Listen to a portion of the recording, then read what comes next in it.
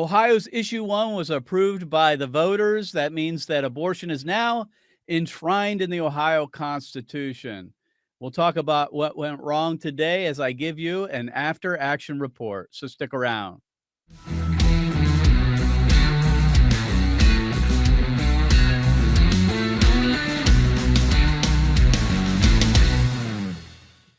Activist Radio, the Mark Harrington Show is brought to you by Created Equal, and you can go to our website at createdequal.org, find out more about our ministry, and you can also donate there by clicking on the donate link on the right side of the homepage.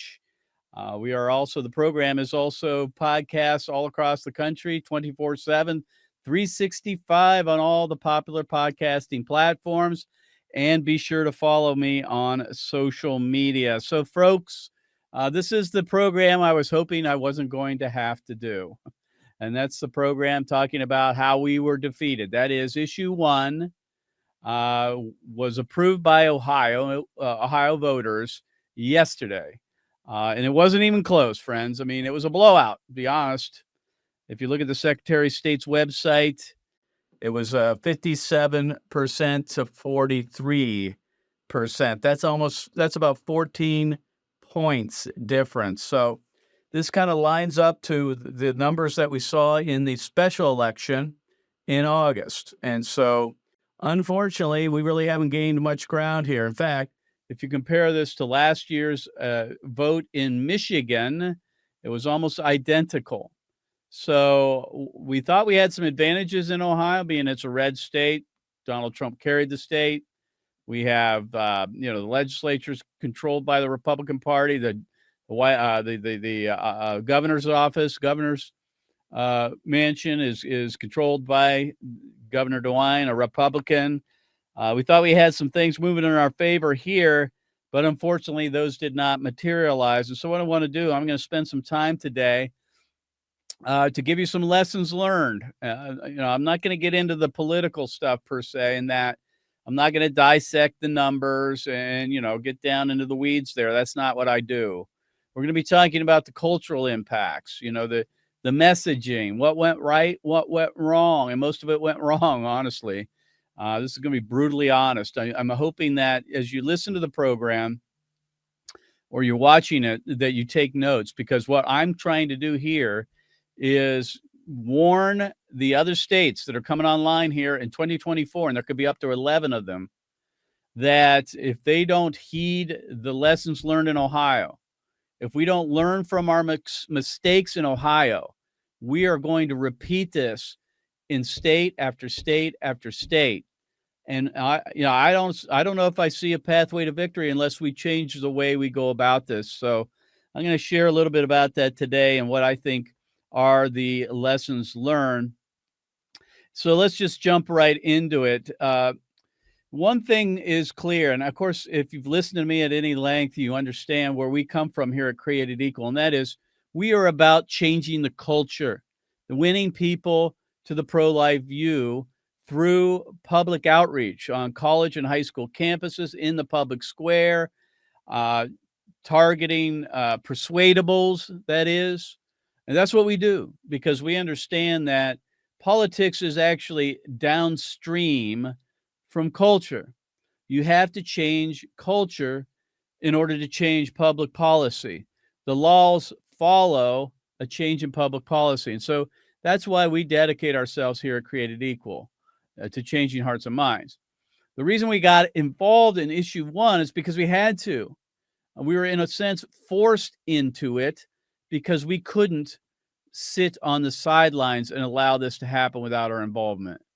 And so, although we're not a political organization, we got involved in politics this year because we had to.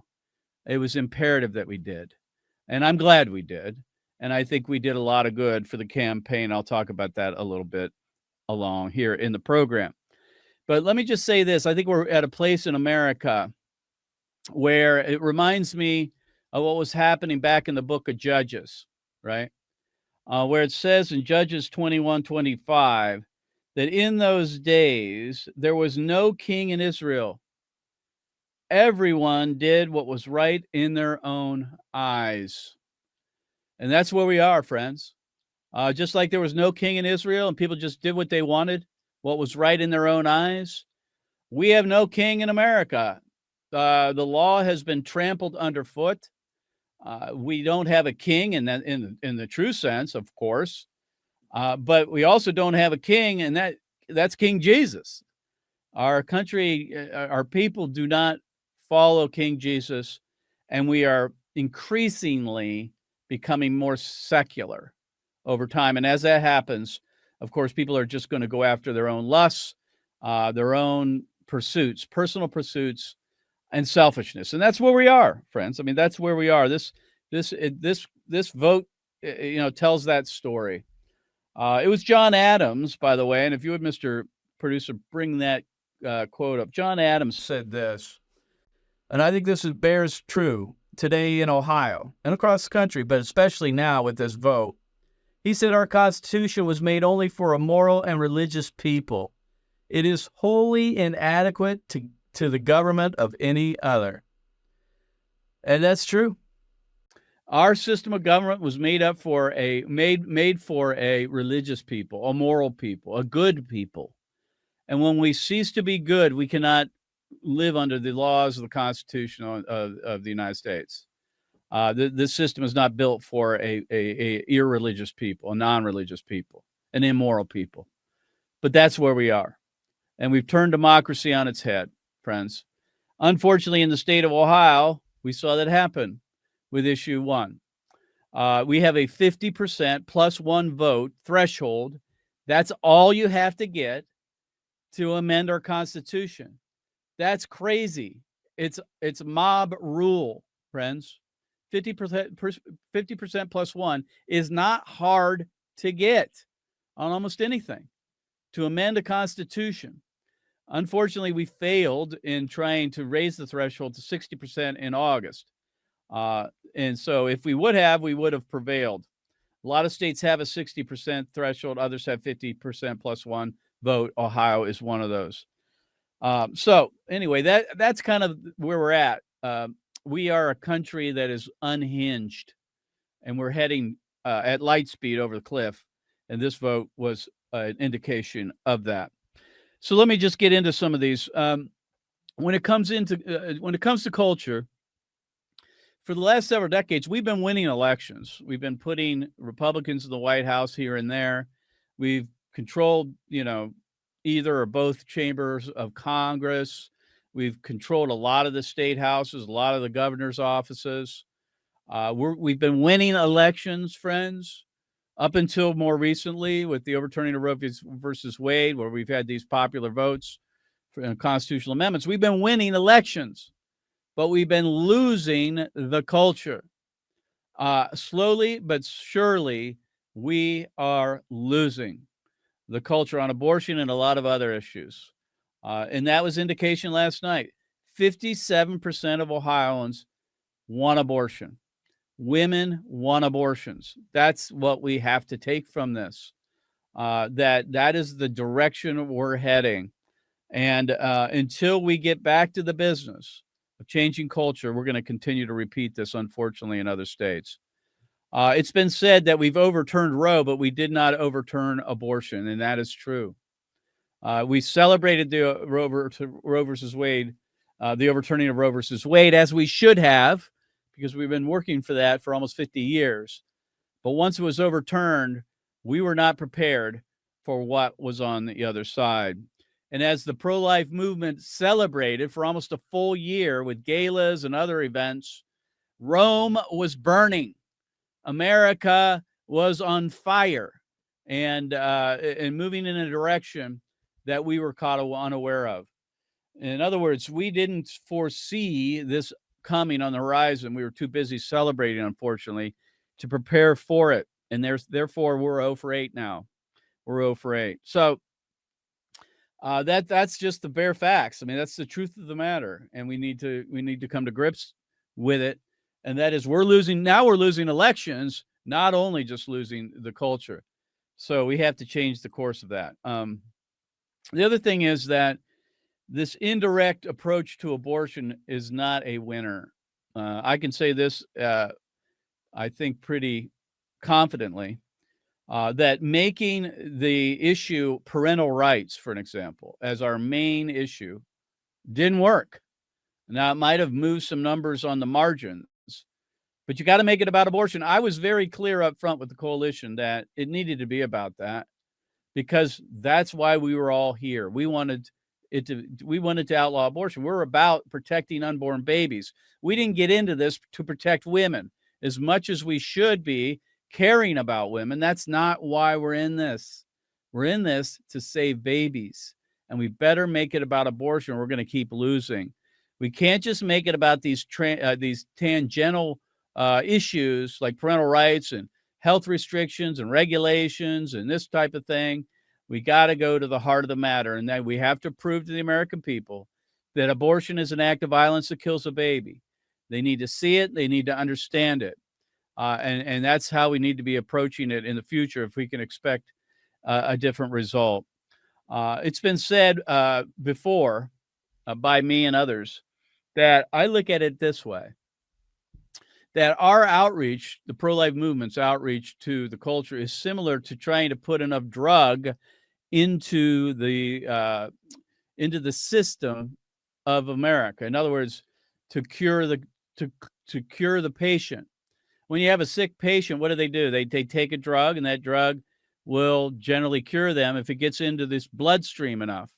Well, unfortunately, we haven't been able to get enough drug into the bloodstream of American culture to cure it. The pro-life movement is marginalized, is being ignored. And when we are being in the debate, we're talking about things that have little to do with abortion itself, with the killing of unborn babies.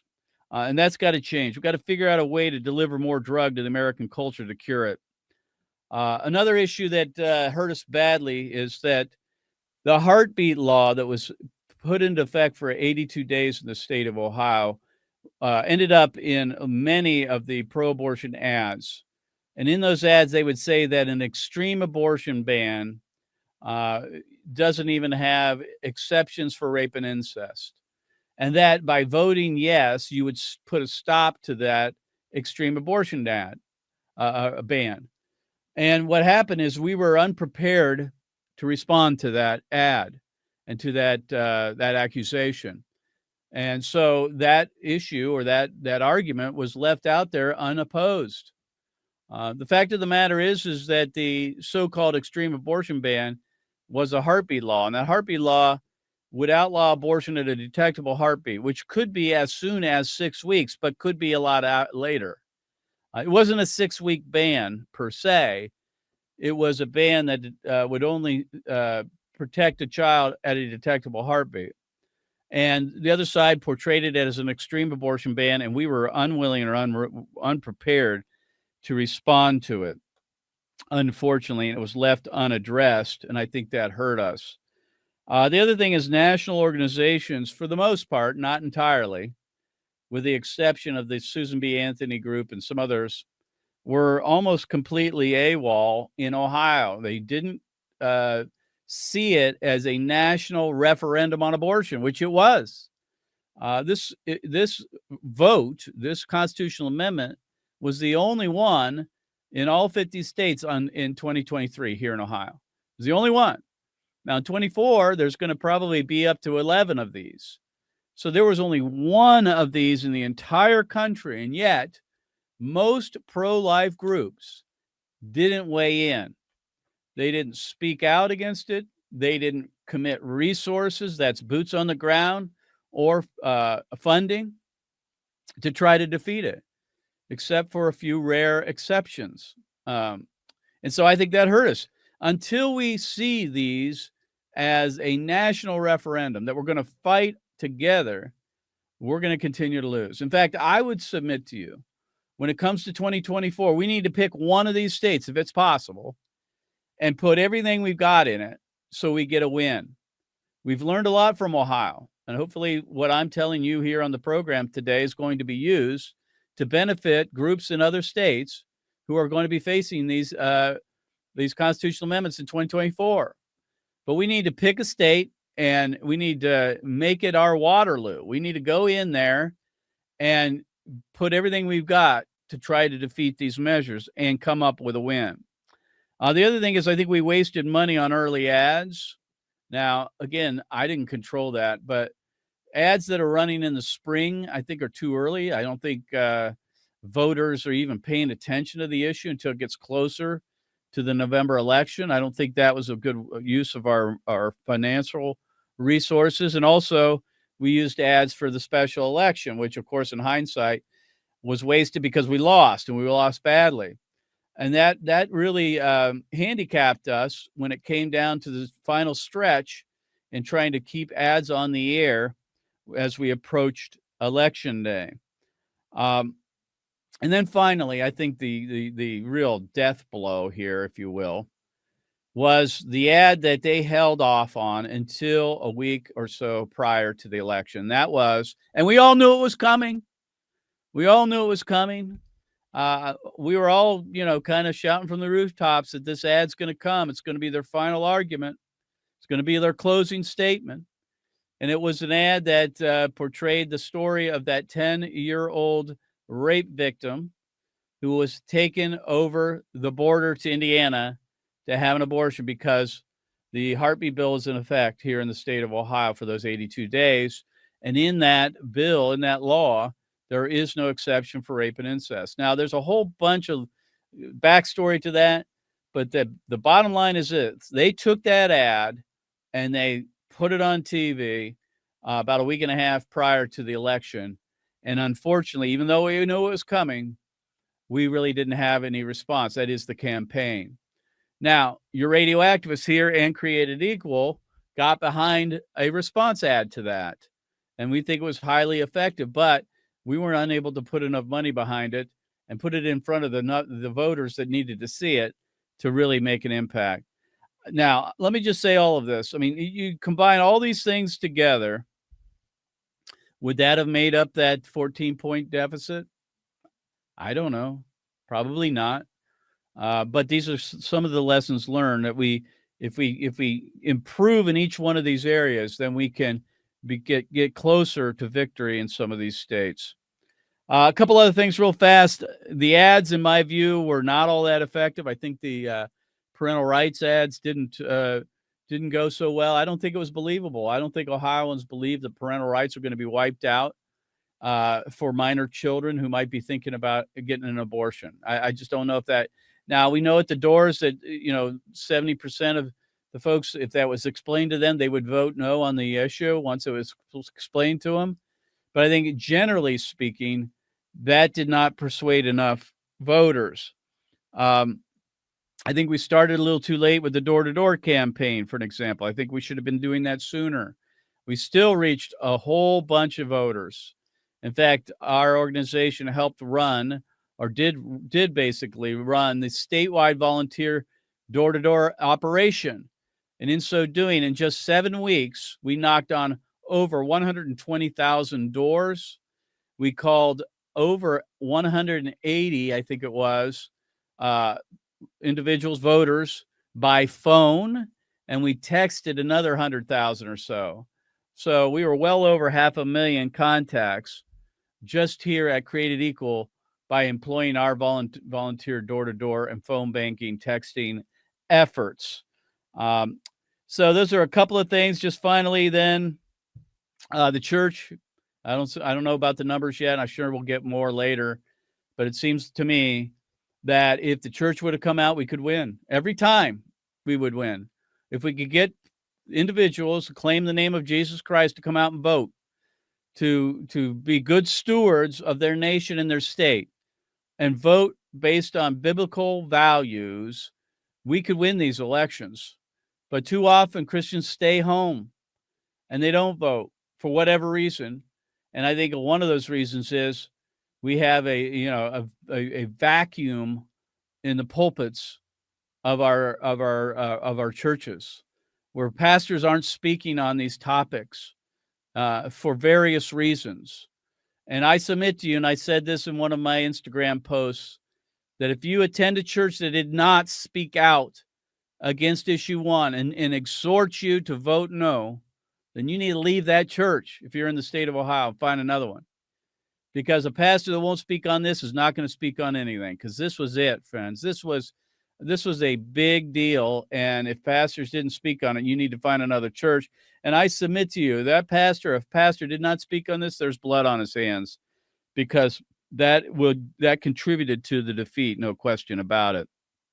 We lose the battle funding every single time, and that's not going to change more than likely. But at least we could close that gap, and we have to figure out a way to do it. We can't just say that we're outfunded 3-1 or 2-1. We're going to keep losing these battles for money or fundraising, more than likely. But we've got to close the gap. We can't keep using that as an excuse. It's an easy one to make. We often do lose when it comes to the funding, most often. But that is not the reason why we lost. We lost because our messaging was off and we were unable to turn out our voters to the degree we needed to. And we didn't make a compelling case that abortion is an act of violence that kills a baby, and therefore it should be outlawed, and it's okay and good that the state legislature weighs in on it. And a constitutional amendment that would enshrine abortion to the very moment of birth needed rejected. So to sum it up, we need to begin to treat these constitutional amendments like a land war. And I've said this before, I'll say it again. We need to pick our battles. We've got maybe 11 of these in 2024. We need to pick the ones where we can win, or at least we have a really good shot at winning, and pour all of our resources into those states to get a victory. And that means that we have to possibly move some resources out of areas where we've lost, or where you might consider us occupied territory, right? And we need to go to places where we have a fighting chance to sustain those states that are already pro-life, keeping them pro-life. And then we need to be unashamed in our defense of the unborn child. And even when it comes to rape and incest exceptions, so-called, we need to be willing to make the case that whether the child is born in through an act of love or an act of violence, they deserve the right to life just like anyone else. It was Mark Twain who once said, "A lie can travel halfway around the world while the truth is still putting on its shoes." So we expect the other side to lie. Why? Because they kill children. And those who kill children, it's not too hard to understand why they would also lie. But they're good liars, and a lot of people buy into that lie because it feeds their selfishness. We need to understand that the truth often doesn't even get its shoes tied before the lie has made it halfway around the world. We have to respond to the attacks of the other side as quickly as we can, so we can keep that from resonating with those who we're trying to communicate with. So this is my wrap up, if you will. It's my lessons learned. It's my after action report. I'm continuing to try to digest and evaluate what happened here in Ohio. Hopefully this is helpful to you as you try to process the issue as well. That is the passage of issue 1 here in the state of Ohio, which now has enshrined in our Constitution abortion up to the very moment of birth, and more than likely will wipe out all of the pro-life laws that have been put on the books in the last 20 years or so. So let me leave you with a word of hope. I told our team last night when the results came in that there's going to be a time for mourning, as Ecclesiastes 3 says. And there's also a time for grieving. And this is the time for that. But that time needs to end, because we serve an awesome God. And we need to have the hope of Jesus Christ, because through him, we are more than conquerors. And we understand that the gospel of Christ gives us hope and gives the world hope. All those who oppose us, all those who were dancing in the streets and celebrating the passage of issue 1, have no hope in eternity. All they have is here and right now. And last night, it's probably as good as it gets for them. Now, I know it's difficult for us right now, but we need to pick ourselves up and get back to work because we have a lot of work to do, and the children deserve our defense. So you've been listening to your radio activist here on the Mark Harrington Show. I hope that this has been helpful to you and trying to lay out some lessons learned on issue 1 here in Ohio. God bless you. God bless America. And remember, America, to bless God. You've been listening to Mark Harrington, your radio activist. For more information on how to make a difference for the cause of life, liberty, and justice, go to createdequal.org. To follow Mark, go to markharringtonshow.com. Be sure to tune in next time for your marching orders in the culture war.